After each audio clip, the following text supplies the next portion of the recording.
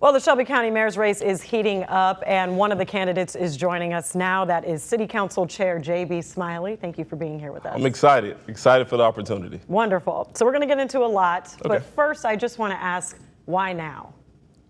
Because our community, our county cannot go through 4 more years of just being stagnant. And if I can just be real direct, we have to accept the reality of where we are. People are leaving, jobs are leaving. The number of homicides, the number of crime that we see in our community, we've seen record highs in April. If we don't take bold action now, it may not be a community for us to come home to when we get out to work the next day. We need something different. Starting off on a serious note, I like it. All right, so Shelby County, I want to talk about what you think the most pressing issue that the current administration is facing that you may not feel they're handling effectively enough that you would handle differently. Well, I don't necessarily know about not handling it effectively. I think when you look at the very nuanced issues of county government, it's all about where your priorities are. So for me, one of the things that may not be at priority level 1 for this current administration that I will address right now is the medical retirement benefits of the Shelby County Sheriff officers. The reason that is very concerning, so there was, I think it was yesterday or the day before, one of the sheriff's officers was riding and hurt himself. If that would happen on the city side, the police officer would be able to receive medical retirement benefits. On the county side, that's not the case. If we want people to go out and lay their lives on the line for us, the very least thing we can do is make sure they're getting retirement benefits, especially when it's a medical issue. We have to support people who are doing everything they can to support us. And safety and security is going to be one of the big things that we touch on in a couple of these questions. Absolutely. I do want to kind of go down that track a little bit with the Shelby County Jail, as Okay. we know has been a huge topic. What are your strategies as far as funding, as far as improving safety and the health care inside the jail? Well, I think, when we look at safety and security, we look at law enforcement, we look at the jail, the county mayor has a limited role to play, but I don't think we do enough. There's a lot of things we can do differently. I think the very first thing the Smiley administration will do, we have to repair the relationship, a very strained relationship between the current administration and the Shelby County Sheriff's Department. We know last budget season was pretty intense between the Shelby County Sheriff's Department and the current administration. We have to repair that relationship because we can't address an issue if the folks who are in charge of leading a particular department of county government aren't talking every single day. But there's a lawyer who talked, named Brian Stevenson, that talked about being proximate with issues. Sometimes you have to get away from that desk and be willing to walk and spend some time in the jail to understand the issues that we're facing. If you're not one who practices law, you're not one who goes into court, you're not one who goes into the jail system, you won't know the issues. Only time we hear about it is when you all decide to report on it. So you've been inside? You have to. You have to have And those what have you conversations. seen? There's a lot of things that need to be done. There's a lot of things that need to be done, and I think our administration, we will have a good relationship with the Shelby County Sheriff, and we're going to sit down and talk about what can we do collaboratively to improve our jail system, to make it, a place where not only are the folks who are awaiting trial getting treated fairly, but those folks who are there working every day, essentially sentencing themselves to jail time to make sure that our jail system is running smoothly. We have to make sure that condition is one that is humane and fair. So we have reported dozens of jail deaths. Is mental health a focus for you, and as far as providing those resources, making sure that those inmates get those resources? I think one of the things that we have to pay particular attention to, when we talk about mental health, the #1 mental health provider in our county is our jail system. That is problematic. I think if you look at what's happening in 2026, the current administration has invested resources for a mental health facility that should be opening up in those same times. I think that's one of the ways that we can expand mental health resources to those folks who are in need. Okay, all right, I like that. You've campaigned on public safety a lot, so what steps would you take to make sure that Shelby County families feel safe? Well, so I think people, when they think about public safety, they're looking at it in a very limited lens. I would tell people to wipe that lens off and take a deeper dive. Safety and security doesn't just mean what are we doing for law enforcement officers. We want to support them, but what else can we do? The Shelby County government itself can be putting more dollars into programs that deter people from committing crime. I think the center that's currently out in Raleigh gives people resources so that they can do other things. I think you can create another one of those centers in the county. You can also put more dollars into youth programs. We see an uptick on youth committing crime. But what are we doing right now to make sure they are prepared to go into our community and our society as productive citizens? Those are the things that we need to do. But also, when we talk about safety and security, people don't feel secure when you drive down the street and you see blighted neighborhoods and communities. One of the things I did when I was currently doing on the city council a couple years ago, we passed an ordinance that amended the eviction set-out ordinance so you don't see as much blight or trash on the streets. I think you have to take a very creative approach when you talk about how do you address blight in the community. Blight is also a concern. It's also safety and security. Most definitely. Now, your time on city council, also your big push for gun reform. Oh, absolutely. And that brought a lot of attention. That brought a lot of controversy from state lawmakers too. So how do you continue to push those gun measures, gun safety measures, if I can get my words right, while also facing state opposition? Well, so the word controversy, I don't really shy away from that, Okay. People who know me, but I don't really think it was controversial at all when you talk about what happened in Shelby County. When people went out to the polls, those gun reform referendum, they all voted for each referendum over 80%. If 80% favorability is controversial, I take it every single day. So for me, my job is not to advocate for the positions of the state. My job is not to advocate for the national positions. My job is to put the people who live in Shelby County in the best position. And I don't think there's any question about the fact that we need less guns in our community. When the state passed the open carry permit law, is a direct correlation with how many gun crimes we saw skyrocket, the number of auto thefts we saw skyrocket. They were all directly related to the permitless carry law. So my position, when I become the next Shelby County Mayor, we're going to continue to fight for those things. But what makes me different than anybody else is my ability to build coalitions. I have consistent conversations with Republican lawmakers. What we've been able to do on the council when we came to pushing those gun reform measures, Democrats, Republicans, and independents supported that legislation because we were able to have the same conversation that we were having in Millington and the same conversation we have in Memphis. My conversation doesn't change. My advocacy doesn't change. Each and every day, my job is to put the people who call this place home, whether by choice or by birth, in a better position. Now, we do have to address, though, that the fact that the high crime rates are one of the reasons why people leave Shelby County. Absolutely. So what would you do to address the declining population of Shelby County and the job loss? Well, I think when you look at why people leave for about 3 reasons. They leave for safety, they leave for security, or they leave because of the education system. Those are usually the reasons people leave. The way you address population loss, well, you got to put more dollars in people's pocket. If you give people good jobs, they're less likely to leave your community.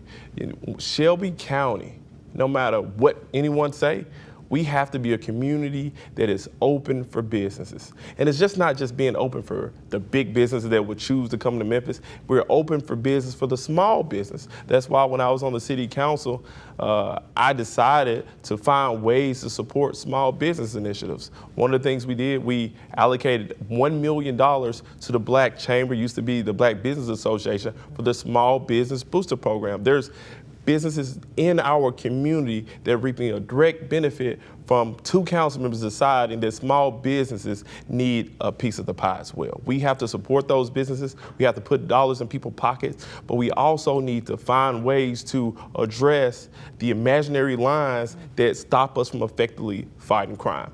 I'm tired of hearing that I'm not going to go across this area because this is MPD's territory or this is Bartlett Police territory. We are one Shelby County. And if we truly care about our neighbor or our brothers or sisters' keeper, we have to approach crime the same way you approach COVID. When everybody came to the table and said, you know what, if there's an issue over there, whoever is closest will show up. And that's the type of mayor I will be. Okay, so you did touch on this, that you can have the same conversations in Millington. It won't You change. can't- Okay, so you're not a stranger when you to garnering support outside of Shelby County with your prior race for governor. So how do you plan to get rural and suburban voters who may not be familiar with your record? Well, I hope they are. You're confident. Not confident. I just understand, my job as an elected official is the same job I have as a lawyer. Okay. I sit down and have conversations with people and figure out what problems they have, any pain points that they may have, but also try to figure out how we can solve this particular issue together. The way that I would address folks in rural Shelby County, the way I address folks in the cores of the cities is the same way. Because you all want the same thing. We all want the same thing. We want a good education for our children. We want roads that aren't filled with potholes. We want working street lights. We don't want our power to go out. We want to know that when we go to work, the jobs will still be there, but pay us a livable wage. And when we get to our senior years, we want to be able to retire with dignity. And that's the conversation that should not change. We all want the same thing. The question for those elected leaders and people in position is, how do we bring people together to have that conversation? The problem with, the way that we approach things in this country is we try to put people in a box. You can't put people in a box. It's finding the things that we care about deeply and say, look, these are things we care about deeply. This is what we're going to do together, and this is how we get to the solution. I've done a pretty good job of that, and I will continue to do that as the next mayor of Shelby County. Okay, and I do want to know, you talk about getting everybody on the same page. Now, as far as development goes, Absolutely. And developing Shelby County, just to be on par with some of the cities in East Tennessee. So how do you get state lawmakers to buy into developing and investing into Shelby County? Well, I think we don't have to look outside of Shelby County to what's happening. You see a lot of the municipalities, they're either stagnant and, some are declining. But, we can just look at what's happening in Millington.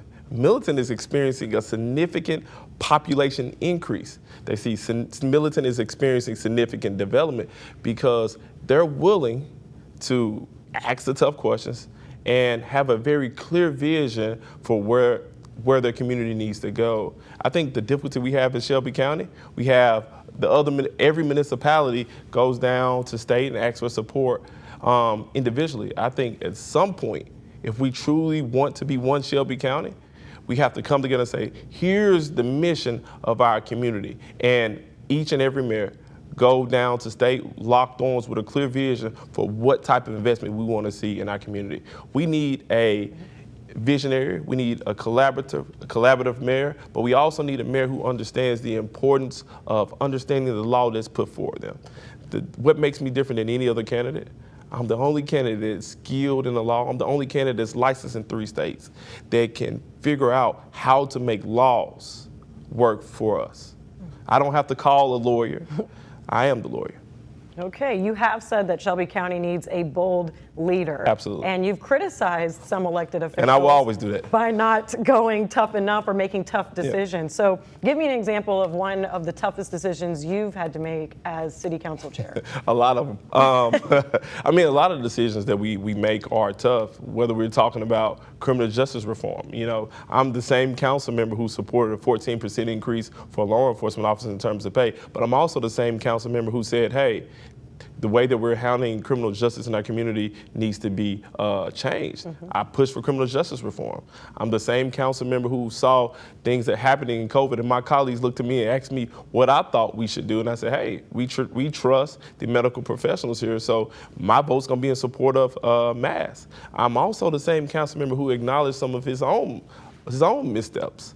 I set money aside for a particular project, saw that project was not getting off the ground, and I took that money and made some good use of it by investing in the Black Business Association. And now we have the Small Business Chamber, booster program rather. Okay, so you talk a lot about law enforcement and your push for criminal justice reform. So how do you get voters or just your take on the mistrust that Memphis and Shelby County has been dealing with between the community and the police?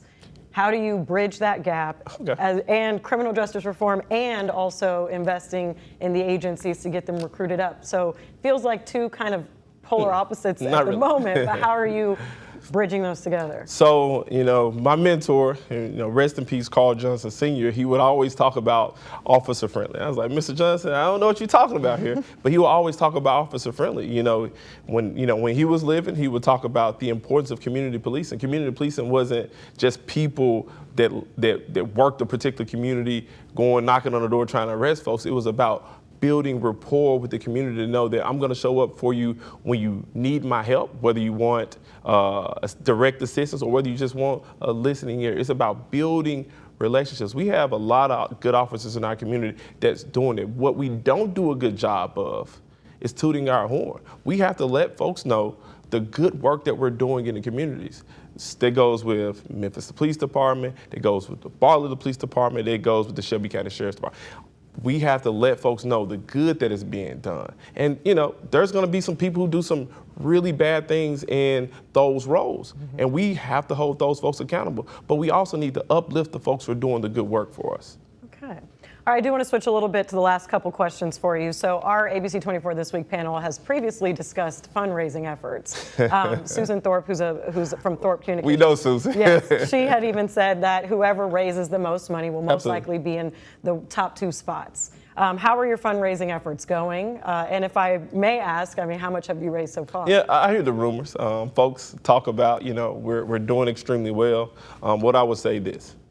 I have the best team that anyone can have. They're consistent, they're thoughtful, and they've put a plan in place that will put us in a very strong position when the June 30th disclosure deadline reaches. And I'm very confident where we will be. So we can't get an amount? Not an amount. Not today, at least. You'll get an amount, June 30th, in about 2 weeks when y'all write a story, and the story will say J.B. Smiley is leading fundraising efforts. Are you confident about your Absolutely. fundraising? Okay, good. So confident in my team. There you go.